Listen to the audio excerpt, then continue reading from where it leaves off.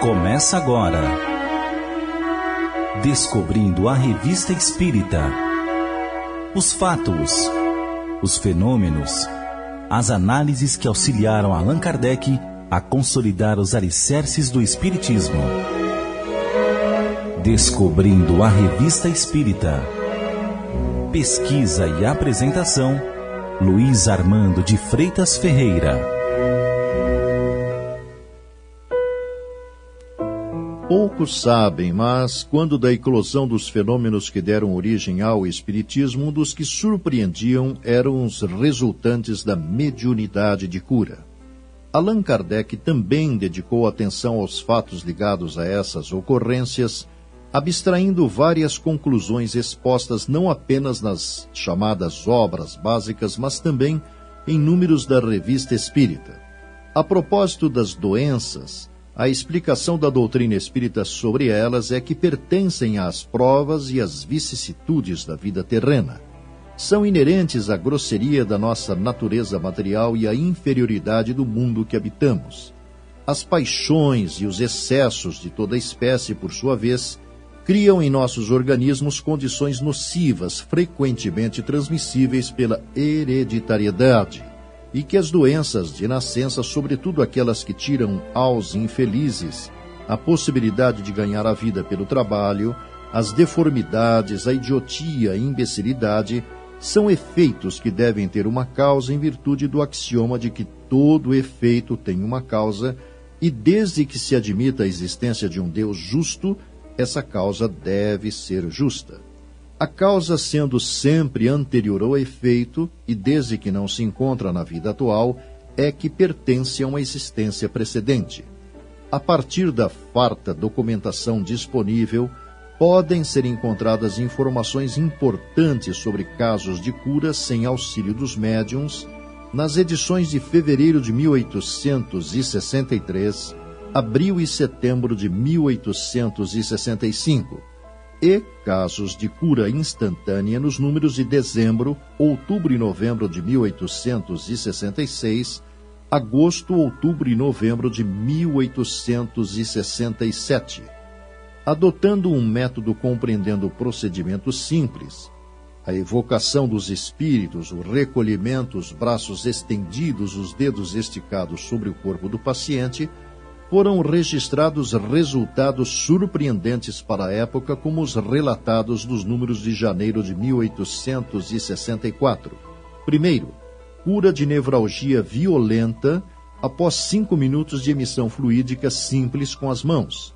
Segundo, cura de uma sensibilidade aguda da pele manifestada 15 anos antes, após a emissão fluídica diária de 15 minutos durante 35 dias. E terceiro, cura de indivíduo acometido de epilepsia durante 25 anos, com crises diárias, após 35 dias de emissão de fluido direcionado para estômago e nuca.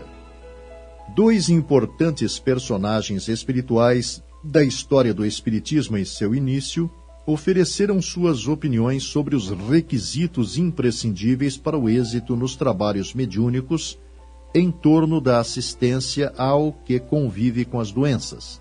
O primeiro, o conhecido médico Franz Anton Mesmer, que em mensagem psicografada alinhou 3 sugestões aos candidatos a este trabalho. Primeiro, vontade de curar desenvolve fluido animalizado e espiritual. Segundo, prece.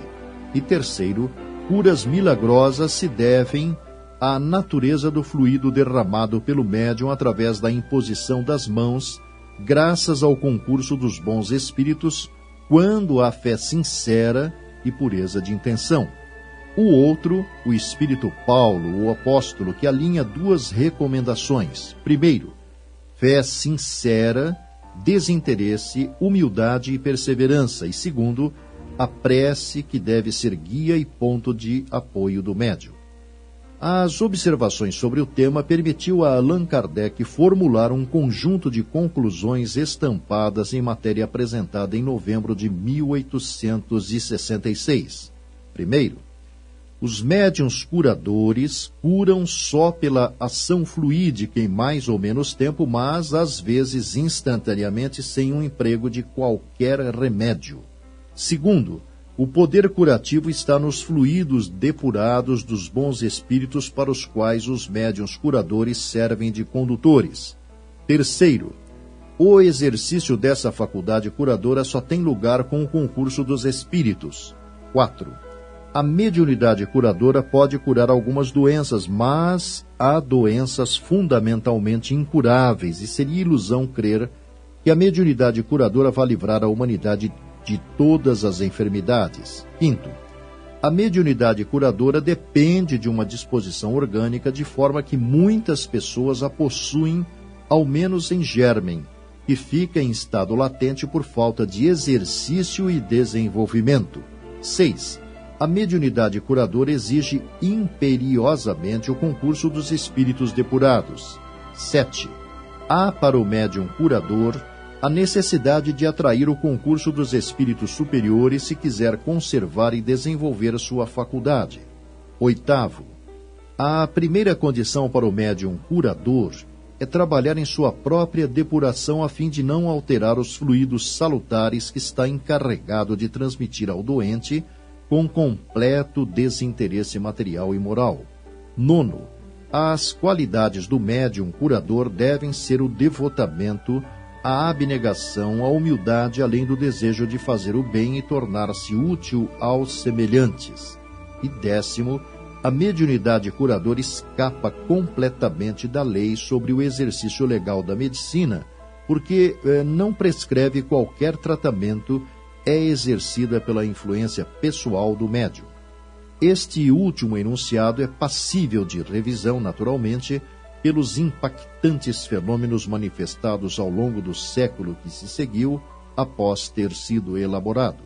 De qualquer modo, dispomos de excelente conteúdo para estudos e reflexões.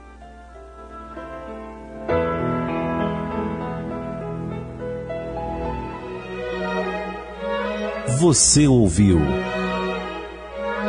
Descobrindo a Revista Espírita. Pesquisa e apresentação, Luiz Armando de Freitas Ferreira.